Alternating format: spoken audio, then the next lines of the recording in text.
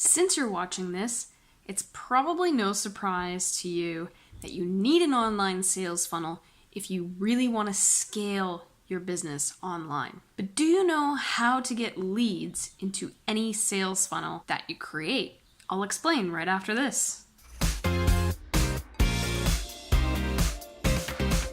So there's really only two ways to get leads into your sales funnel.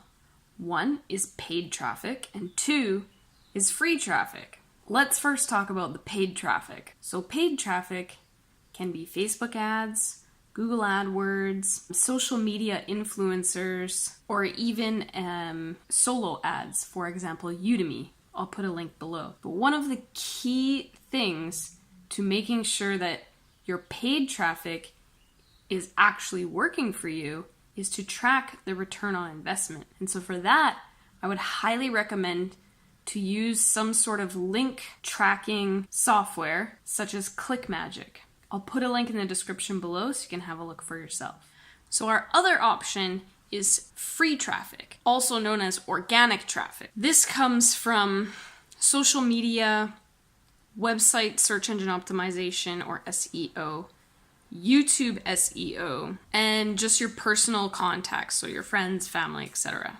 Now, free traffic, I would definitely recommend to track this as well, just so that you can see what's working and what's not. But how do you know which traffic to use, paid or free? First, we need to determine what is the temperature of the leads you have coming into your sales funnel. And what do I mean by temperature? Well, if you haven't already read DOTCOM Secrets, which is a free book on internet marketing, I'll put a link down in the description below. One of the top internet marketers is the one who wrote this, Russell Brunson, and he describes website visitors in a sense of temperature.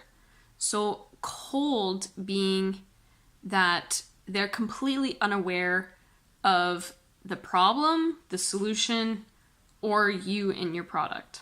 The warm leads, on the other hand, are aware of the problem, but they don't yet know the solution. And lastly, we have hot leads. Hot leads are typically people that already know, like, and trust you. They are a lot of the time retargeted audiences, and they are aware of not only the problem, they're aware of the solution, and they're aware of how you can deliver that solution.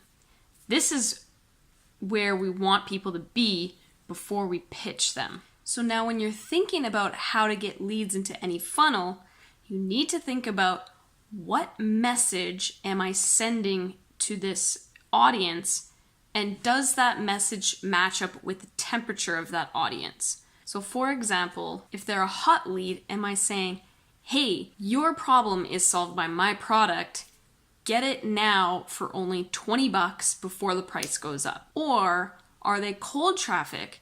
They're completely unaware of you or their problems.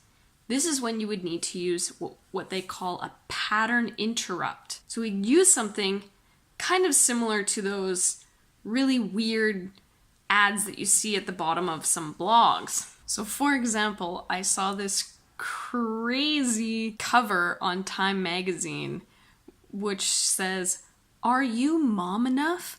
And it's a woman with a full-grown child sucking on her teat. And you know, that kind of thing is when you're completely unaware, you look at that and you go, wait, what? And that's how you break this like cycle of them just scrolling through Facebook or wherever it is that you're trying to capture their attention. And then that's when you begin your process of warming up your lead.